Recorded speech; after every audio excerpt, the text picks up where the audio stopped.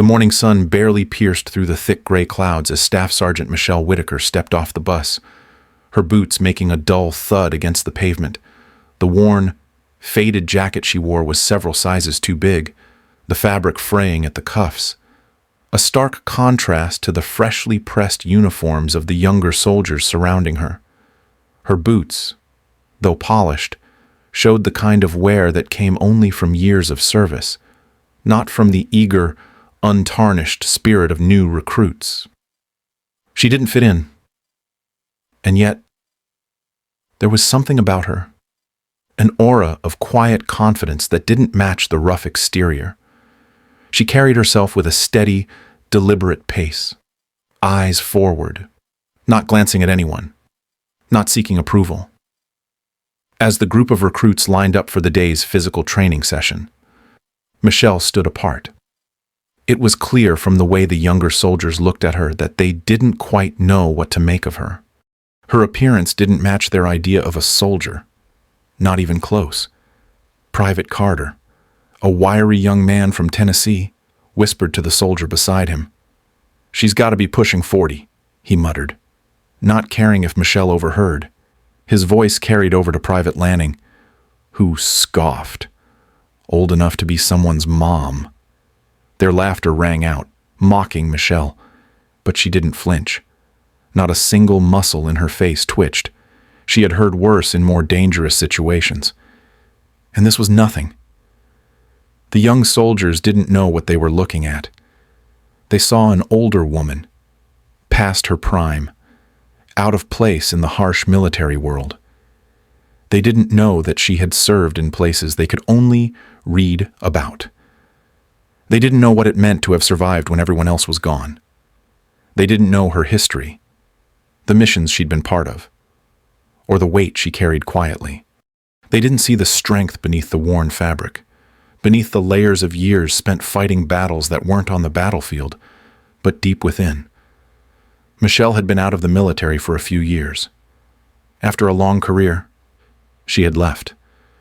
But the call to return had never fully faded. She had come back, not because she needed to, but because she was asked. The Army had always been her home, even if she hadn't always felt welcome in it. Now, returning after being away, she was more than just a soldier in uniform. She was a woman with stories that no one would understand unless they'd been there themselves.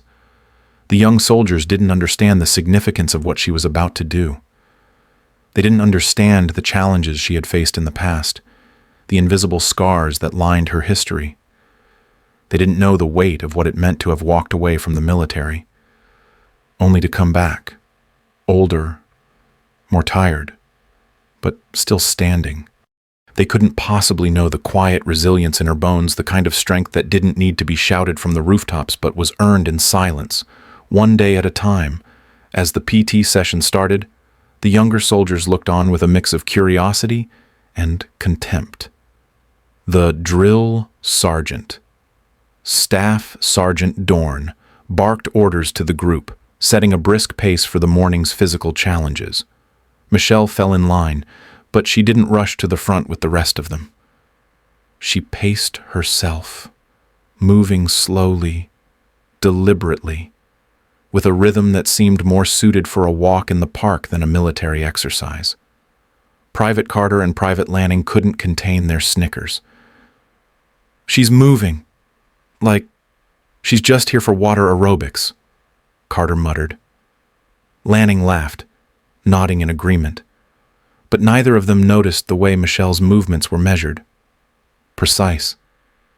It wasn't laziness. It was experience. She wasn't trying to impress anyone. She wasn't trying to prove anything. She just knew what mattered most. The soldiers pushed themselves harder as the PT session progressed, their youthful energy flagging quickly.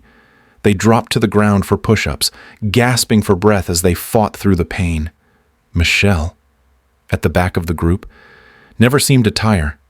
She moved with the kind of endurance that didn't come from explosive speed but from years of repetition, the slow, steady pace that kept her going long after the others had burned out. She didn't make excuses. She didn't complain. She simply did the work, because that was what mattered. Every step she took, every movement she made, was a reminder of who she really was, a soldier who had seen things most of these recruits could never imagine. A soldier who knew the value of persistence, of pushing through when every fiber of your being tells you to stop. The others didn't see it.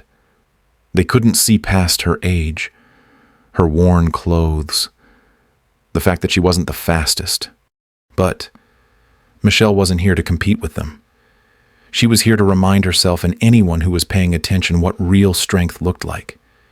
It didn't come from being the fastest, the strongest, or the loudest. It came from the ability to keep going, to keep showing up, even when the world doubted you. The younger soldiers didn't know it yet, but soon they would learn that strength was something deeper than what could be seen on the surface. They would learn that sometimes the greatest soldiers didn't need to announce their presence. They just showed up, did the work, and left quietly. The challenge Michelle faced wasn't about the physical training. It was about surviving in a world where she wasn't seen for who she truly was. The stage was set. The story of Staff Sergeant Michelle Whitaker had just begun. The morning air was crisp, the kind that filled your lungs with energy, but also left your muscles aching with the promise of a long, grueling day. The sound of boots pounding against asphalt echoed across the training ground as Private Carter and Private Lanning, full of youthful vigor, jogged to the starting line, ready for the first of many tests. Staff Sergeant Michelle Whitaker, now among them, stood slightly apart, quietly stretching as the rest of the soldiers prepared. Her old jacket, faded and frayed at the edges, contrasted sharply with the sharp, pristine uniforms of the others, but she didn't seem bothered by the stares or the whispers. Private Carter was the first to speak. "She's got to be lost," he muttered to Lanning, barely keeping his voice low enough for Michelle not to hear. "She looks like she's been here since the 80s. The younger soldiers had no idea what they were about to witness. Michelle didn't rush. She didn't need to prove anything. She simply began her warm-up, her movements slow but purposeful, stretching each muscle, preparing for what was coming. To them, it looked like she was going through the motions of someone who had long since lost the edge that came with youth. Staff Sergeant Dorn, leading the formation, observed her with an impatient glance, clearly dismissing her before the session had even begun. "You, the civilian re-entry case," he barked, his tone flat, as though he had seen this all before. Michelle nodded once, acknowledging his question without flinching. As the training began, Dorn called out the first exercise, push-ups. The recruits dropped to the ground with youthful eagerness, their bodies moving quickly in sync. Michelle, however, took her time. She lowered herself slowly, her form impeccable, each movement deliberate and controlled. While the younger soldiers struggled to keep their pace, Michelle moved with precision. The difference was clear. The others were pushing hard to impress, to outpace each other, to race against the clock. Michelle wasn't racing anyone but herself. Private Carter, who had managed to finish a set of push-ups faster than most, couldn't help but throw a sneer in Michelle's direction. "Dead weight from the start," he muttered between breaths, his voice laced with mockery. But Michelle didn't respond. She didn't speed up or slow down to prove him wrong. She simply continued at her pace, a steady rhythm that echoed a lifetime of experience. Dorn, who was watching closely, seemed to grow more impatient by the minute. He blew his whistle again, signaling the next set of exercises: planks, squats, and mountain climbers. The recruits struggled through each set, their faces flushed and sweat dripping down their faces. Michelle, in contrast, maintained her unhurried pace. She performed each movement with the quiet professionalism of someone who had seen it all, her form sharp and perfect despite the fact that she was slower than the rest. The group began to fall apart. Some soldiers stumbled through the exercises, barely able to catch their breath, while others complained under their breaths. But Michelle, in the back of the formation, kept going steadily, consistently, without a single complaint. No one had to hear her groan or grunt. She just did it, pushing through the fatigue, keeping her focus on the task ahead. When it came time for the final challenge and endurance run, Michelle fell to the back of the pack. The young recruits took off, charging ahead, eager to prove they were the fastest. Michelle fell behind, but she didn't seem troubled by it. Her legs moved in a rhythm that was distinctly hers, not rushed, not too slow, but a pace that would last. As they ran, the younger soldiers began to show signs of wear. Private Carter huffed, sweat pouring down his face as he pushed himself to the limit. He glanced over his shoulder and saw Michelle trailing far behind, her steady pace never faltering. "She's gonna pull something, running like that," he muttered to Lanning, still trying to catch his breath. Lanning snickered, agreeing. At her age, a twisted ankle would put her in PT for a month. But Michelle wasn't bothered. She wasn't in a race against them. Her eyes were fixed on the finish line, not on the others. As they neared the final lap, she hadn't slowed down, hadn't stopped to rest. She simply kept running, keeping her steady pace. She wasn't fast. She wasn't flashy. But she was enduring. And that was something none of the younger soldiers could understand. By the fifth lap, the pack had begun to thin. The young recruits were gasping for air, their breaths ragged and uneven. They had pushed themselves to their limit, but Michelle's calm pace was relentless. Staff Sergeant Dorn stood by the track, watching the exhausted soldiers as they struggled to complete the run. When he saw Michelle rounding the final corner, her movement still controlled, he couldn't help but feel a shift in his perception. She wasn't fast. She wasn't the best. But there was something there. Something that had been tested in ways he couldn't understand. As Michelle crossed the finish line, she didn't pause for breath. She didn't look at her time or the reactions of the others. She simply finished the task at hand. Private Carter, who had been the first to finish, now lay on the ground, breathing heavily. He looked up and saw Michelle walking past him, still composed, not a bead of sweat on her face. The mocking tone he had earlier was gone now, replaced by something else. He didn't know what to make of her, but he couldn't deny the quiet strength that she carried. Dorn blew his whistle again, signaling the end of the session. As the recruits gathered, panting and exhausted, they began to see her differently. It wasn't the speed or the intensity that had impressed them. It was the way Michelle had endured it all, quietly and steadily, without fuss or complaint. The way she had carried herself through the challenges had left a mark on all of them, one they wouldn't easily forget. The respect they had for her was unspoken, but it was there. The physical training session had moved on to the rope climb, a challenge that always tested both strength and resolve. The thick, knotted ropes hung from steel girders 20 feet above the ground, their surfaces frayed from years of use. One by one, the recruits scrambled up, their hands gripping the ropes, feet kicking against the metal beams as they struggled to reach the top. It was a standard exercise, nothing extraordinary, until Michelle's turn came. As she stepped forward, she adjusted the worn straps of her gloves and squared her shoulders.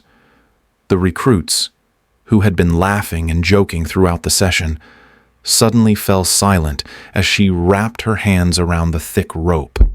With a practiced motion, she tugged herself upwards, her legs locked and moving with precision. She wasn't fast, but she was efficient. Her movements were economical. every motion deliberate. She climbed without hesitation. No frantic pulls or desperate kicks, just a calm, controlled ascent. As she reached the top and began her descent, the wind picked up slightly, brushing against the edges of her jacket. For a brief moment, the fabric lifted, revealing the faded patch on her left arm. The recruits, still catching their breath from their own climbs, froze for a split second. It was subtle, almost hidden, but the patch was unmistakable. It wasn't any regular insignia. It wasn't one of the usual unit patches you'd see on any soldier's uniform. Private Carter was the first to notice. He squinted at the patch, trying to make sense of it. "What is that?" he muttered to Private Lanning, nudging him in the ribs.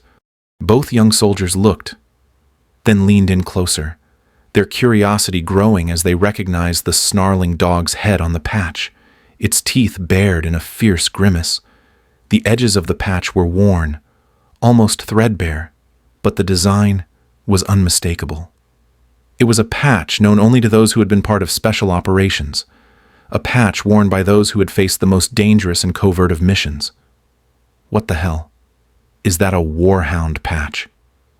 Lanning asked, more to himself than to anyone around him, though his voice was low, enough to draw attention. The name was whispered around the room, but no one dared to ask directly. The room suddenly felt charged with an unfamiliar energy. The usual jokes and mockery, quieting. At that exact moment, Colonel Easley, who had been silently observing the training from the sidelines, turned and looked at Michelle. His eyes caught sight of the patch as the wind blew it just slightly open. His expression shifted, and in an instant, the playful atmosphere of the training ground disappeared. Private Carter and Private Lanning stood frozen, unsure of what had just happened. Colonel Easley, a seasoned officer with decades of experience, knew exactly what he was looking at. The warhound patch. The mere sight of it caused a momentary shift in the air, as if the entire field had gone silent despite the continued training. There was no mistaking it. Warhounds weren't just a myth. They were a real unit. One involved in some of the most classified and dangerous operations. Their missions were so covert that only a few had ever returned to talk about them, if they ever returned at all. Easley's eyes locked onto Michelle's with an intensity that made even the young recruits pause. He was no longer the indifferent observer, no longer a simple drill instructor. He was a man who understood the weight of what Michelle had seen, the risks she had taken. He stepped forward, his boots clicking against the pavement, and his gaze never leaving the patch. "Warhound," he murmured under his breath, before speaking louder, his voice carrying across the now silent training area. "That's a warhound patch." His words were calm, but there was a weight behind them that made everyone around him stop in their tracks. The younger soldiers, who had been laughing and mocking Michelle just moments before, now stood still, their mouths slightly open, in disbelief. They had no idea what they were looking at, but they could see that it was important. They could feel that the patch meant something much more than what they had assumed about her. Michelle, having reached the ground, didn't react. She didn't acknowledge the attention or the whispers. Her focus remained fixed on the task, moving with the same calm precision she had before, as though nothing had changed. But those around her, Private Carter, Private Lanning, and even Staff Sergeant Dorn could feel it. The mood had shifted entirely. The casual mockery had given way to a reluctant respect, though no one spoke of it yet. Colonel Easley didn't speak again immediately, instead observing Michelle as she rejoined the formation. There was no dramatic pause, no dramatic music to accompany the change. It was simply the way things were now. The recruits, now unsure of what to say, began to exchange glances, their earlier jokes forgotten. Staff Sergeant Dorn, who had been skeptical of Michelle's presence in the formation, now stood with his arms crossed, his posture more rigid, more thoughtful than before. Even he couldn't dismiss the weight of what had just been revealed. Michelle, a woman they had all assumed was out of place, was someone entirely different than they had imagined. The patch had done more than expose her past. It had exposed their ignorance. It had exposed how little they understood of what it meant to serve in the military, to carry the scars of real combat, to wear a symbol like the warhound patch. The silence that followed was heavy. The jokes, the mockery, all of it had been erased in that single moment of revelation. The recruits didn't know what to do with the information they had just received. But one thing was clear. Michelle was no ordinary soldier. She was someone they could never fully understand. And the more they stared at her, the more they realized just how much they had underestimated her. The mess hall was bustling with the usual morning chaos trays clattering, the hum of idle chatter, and the clink of utensils against metal. The recruits had finished their morning PT, their faces flushed and their energy still high from the rush of adrenaline. But amidst the noise, one figure sat apart, undisturbed by the frenetic pace around her. Michelle Whitaker sat alone at the far end of the long, noisy table, her movements slow and deliberate as she cut into the mystery meat on her tray. There was no hurry in her actions, no eagerness to participate in the usual banter or small talk. She was the picture of calm, the only one at the table not rushing through the meal. At the other end of the room, Private Carter and Private Lanning were sitting together, leaning in to exchange quiet words. Though their eyes occasionally darted to Michelle, it had only been a few hours since they'd all seen her in PT, and they were still processing what had happened. They had thought she was just an older soldier who didn't quite fit in, someone who was past her prime and didn't belong in the chaos of training. But now, after seeing the patch on her jacket and hearing the whispers about it, they weren't so sure anymore.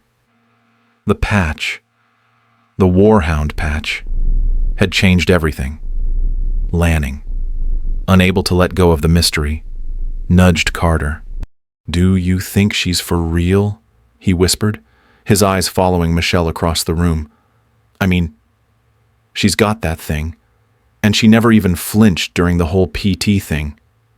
Carter, who had been the first to mock Michelle, now seemed unsure. His voice dropped even lower. "No way. Right, I mean, that patch isn't something you just buy at a surplus store." He was right. The warhound insignia wasn't something you could pick up casually. It was a symbol worn by a select few, and its history wasn't something that could be ignored. Their whispered conversation was interrupted by the arrival of Technical Sergeant Huerta, who had overheard part of their exchange. Huerta, who was far more experienced than the young recruits, stopped by their table, his gaze flicking to Michelle's distant form. With a half smile, he leaned in closer, his voice low but clear enough for them to hear. "You've seen the patch. Right. That's a warhound patch," he said, as if it were common knowledge, though none of the younger soldiers had ever heard of it. He paused for a moment, letting the words sink in, before continuing, his tone now more serious. "That patch belongs to soldiers who've been through hell. Real, dangerous stuff missions most of you couldn't even imagine." The recruits shifted uncomfortably in their seats, the casual mockery from earlier starting to fade. Carter looked away, his previous bravado now replaced with curiosity. "So, what does it mean?" he asked, now genuinely interested. Huerta took a slow breath, glancing toward Michelle's still figure. Before continuing, "It's a unit that was involved in post-clearance operations. After the main teams have done their job, they go in to make sure everything is secure, or to clean up the mess. They go into places others are too afraid to. Sometimes they're there for days, and sometimes they don't come back." The words hung in the air, heavy and unspoken. The implication was clear. Michelle had been one of those soldiers. As Huerta turned to walk away, leaving the recruits to absorb the new information, the atmosphere in the mess hall shifted. Even the younger soldiers, who had never before seen Michelle as anything more than the odd, older recruit, were now starting to piece together the significance of her presence. They couldn't have known what it meant to be part of a team like that. To wear the Warhound insignia, to carry the weight of those missions. But it didn't take long for the gravity of the situation to hit them. The realization that Michelle wasn't who they thought she was, that she wasn't some washed-up soldier, but someone with a past they could never truly understand, was overwhelming. At that moment, Colonel Easley entered the mess hall, his purposeful stride cutting through the noise. He was the type of officer who commanded attention without raising his voice, who walked with the air of someone who had seen it all and didn't need to prove himself. His eyes scanned the room before landing on Michelle. He paused, his gaze narrowing slightly as he caught sight of her patch. There was no visible reaction, no surprise, just a flicker of recognition that only those who had been there could understand. Easley made his way over to Michelle's table, and as he stood beside her, the room seemed to quiet down. It was as if the entire mess hall was holding its breath, waiting for something to happen. Easley didn't address the room, didn't give orders. He simply nodded to Michelle, acknowledging her in a way that was more personal than professional. Post-clearance insertion. Right? He asked, his voice low but steady. Michelle didn't respond immediately. Instead, looking up at him with calm, steady eyes, as though this conversation was just another part of her routine. Right, she replied simply, her voice not betraying the weight of the words. But there was something about her tone that suggested she had been here before. Many times. Easley studied her for a moment, and then, as if processing something only he understood, nodded slowly. You don't talk about it, do you? He asked. Michelle gave him a small shrug, the barest hint of a smile playing on her lips. Not much to say, she said quietly, her words carrying the finality of someone who had seen it all, done it all, and left it behind. The moment hung in the air, and for a brief second, Michelle wasn't just a soldier in a faded jacket. She was something else entirely, someone who had been through unimaginable challenges and had survived. As Easley turned and walked away, the recruits exchanged uneasy glances. They had never seen anyone speak to Michelle like that. They had never understood her. But now, the mystery was unraveling, and the pieces were falling into place. Michelle wasn't just any soldier. She wasn't just the old lady who had returned to the army. She was a warrior, someone who had faced situations most could only read about, and she wore her past with the quiet grace of someone who knew exactly what it meant to be tested in ways most people would never understand. The room felt different now. The recruits, especially Carter and Lanning, began to see Michelle not as someone to laugh at, but as someone to respect. She wasn't trying to prove anything. She was simply doing her job, as she always had. But now they understood that her job wasn't just any job. It was one that required a depth of courage and strength they couldn't even begin to fathom. Michelle Whitaker was no longer just the older woman in the uniform. She was someone they could never hope to fully understand, but someone they would never underestimate again. The shift in the recruit's attitude was subtle at first, but unmistakable. In the days following the PT session, their mockery faded, replaced by a growing curiosity. It wasn't just Michelle's past, or the Warhound patch, that had captured their attention. It was her presence. She moved through the camp with the same quiet, unassuming demeanor, always focused, never showing any signs of struggle or frustration. Private Carter, who had once laughed at her pace during training, now found himself watching her from a distance, trying to piece together the woman behind the faded jacket and the calm exterior. Something had changed in him, something he couldn't quite put into words. It was in the mess hall again, the next morning, when the first real shift happened. Private Ramirez, who had never paid much attention to Michelle before, found himself walking over to her table. He stood there for a moment, unsure of how to approach her, his usual confidence wavering. Finally, he cleared his throat and asked, "So, what's the deal with that patch? Ma'am, I mean, what does it really mean?"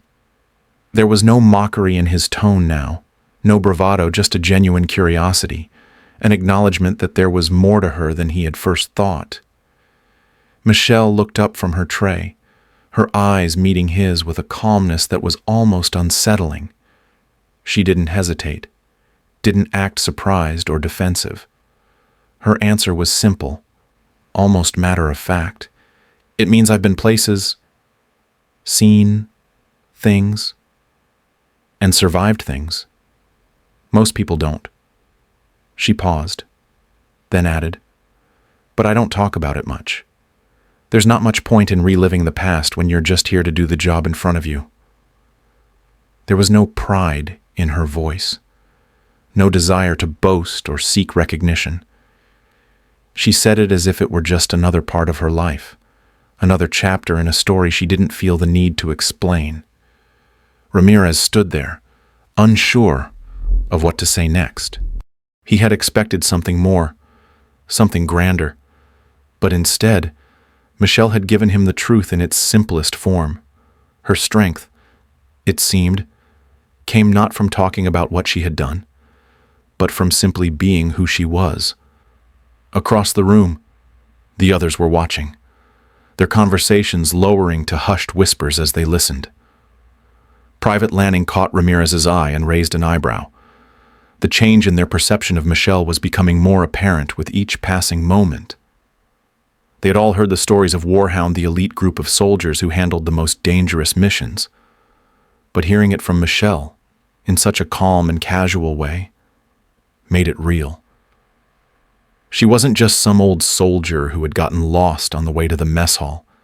She had lived through things that had shaped her, made her into the soldier she was today. And she wasn't going to brag about it. She didn't need to. Staff Sergeant Dorn, who had been listening from across the room, couldn't help but observe the exchange. He had been the one who had dismissed Michelle most harshly during PT. Now, he was seeing her through a different lens. It wasn't just that she had survived dangerous missions. It was the way she carried herself. She didn't ask for respect. She didn't demand recognition. She simply existed, doing her job with the quiet dignity of someone who had already proven themselves over and over again. Dorn, despite himself, felt a grudging respect for her begin to form. As Michelle finished her breakfast, she stood up, adjusting her jacket with the same quiet precision she had shown throughout the morning. She didn't need to explain herself any further. The recruits, who had once viewed her as an outsider, now saw her as something else entirely. They weren't sure what it was yet, but they knew she was someone to be respected, not for her age, not for the patch, but for the quiet strength that radiated from her. Michelle's strength wasn't loud or flashy. It wasn't something that could be measured by speed or physical prowess. It was in her stillness, in her ability to endure without complaining, without seeking attention. She had learned long ago that the loudest warriors didn't always win the battle. The ones who stood still, who knew when to wait, when to act, were often the ones who made the most impact. Michelle wasn't in a race to prove anything. She was simply doing the work, and that was enough. Later that day, Private Ramirez found himself reflecting on their conversation. He had expected something heroic, a tale of bravery and glory, but what Michelle had given him was something much more valuable. She had shared a piece of her soul, not by speaking about her past, but by how she carried it with such grace. Michelle didn't need to explain herself to anyone. She didn't need anyone's approval. She simply was. And that was all that mattered. As the days passed, the younger soldiers began to understand. They had spent so much time trying to prove themselves through actions and words. But Michelle had shown them that strength didn't need to be shouted from the rooftops. True strength was quiet, measured, and enduring. It was in the ability to face challenges head-on without the need for external validation. It was in the ability to keep going, no matter how difficult the road. By the end of the week, Private Carter, who had once mocked her, now stood a little taller when Michelle passed by. He didn't speak to her, didn't try to engage in conversation, but there was something different in the way he looked at her. Something like admiration, even respect. The others, too, began to see her in a new light. The jokes had stopped, and, in their place, a quiet understanding had taken root. Michelle didn't need to speak to make her mark. Her actions, her presence, had already done that for her. In the end, Michelle's greatest strength wasn't the warhound patch she wore or the stories she could tell. It was the way she carried herself quiet, determined, and unwavering. She had proven that true strength wasn't always visible, but it was always there, in the stillness, in the patience, and in the ability to keep going even when the world around you doubts you. The evening was quiet at Fort Henderson. The base had settled into its usual rhythms, the distant hum of generators, the soft clatter of boots as soldiers moved through the halls, and the low murmur of radios in the distance. The night was calm, but the air felt heavy with something unsaid. As the darkness crept across the base, Colonel Easley walked toward the barracks where Michelle had been staying. He didn't move with the hurried steps of someone on official business. No, his walk was slower, more deliberate, like a man with something important to do, but unwilling to rush through it. When he reached the door to Michelle's room, he knocked once, quietly. There was no immediate answer, but the door creaked open a moment later. Michelle stood there, her silhouette framed by the dim light from inside the room. She looked surprised, but not unsettled. She had learned long ago that the unexpected was a part of military life. Easley nodded toward her, his expression unreadable. He didn't waste time with formalities or pleasantries. "I thought I'd find you here," he said, his voice steady but with an edge of something unspoken. Michelle didn't respond immediately. She simply stepped aside, allowing him to enter. The room was simple, sparse like everything Michelle did. It was functional. She didn't need much. She didn't want much. As Easley took a seat across from her, there was a long moment of silence between them. Michelle was no stranger to silence. She had spent much of her life in it. There was a calmness to it, a space where words didn't need to fill the gaps. Easley looked at her for a long time, studying her face, as if searching for something. He had been around long enough to recognize when someone was more than they appeared, but even he hadn't fully grasped the depths of Michelle's past until now. Finally, he reached into his jacket pocket and pulled out a simple business card. He placed it on the table between them. There was no grand speech, no flowery words. It was a quiet gesture, one that carried weight because of the man giving it, not the card itself. The card didn't have much, just a name, a number, and a simple title, Colonel Easley. Michelle didn't immediately reach for it. Instead, she looked at it for a moment, then back at Easley. "What's this for?" she asked, her voice calm but curious. Easley leaned back slightly, as if gathering his thoughts. It's just a card, for when you need it. But more than that, it's a sign of respect. Something I should have given you a long time ago. There was no bravado in his words, no sense of pride. His words were quiet, but they held the kind of acknowledgement that Michelle had never sought, but was finally receiving. Michelle didn't take the card right away. Instead, she let the silence fill the room again. Easley was right. She had never asked for respect or recognition. She had never needed it. What mattered to her was the work. But in that moment, she understood. This wasn't about her past or the patch on her arm. This was about the kind of soldier she had become over the years, the one who did her job without needing to broadcast it. The one who had earned respect without demanding it. After a long pause, Michelle reached for the card and slipped it into her pocket without comment. There was no need to say anything more. Easley had done what he had come to do. He had shown her respect, not through grand gestures, but through the simple act of acknowledging her service.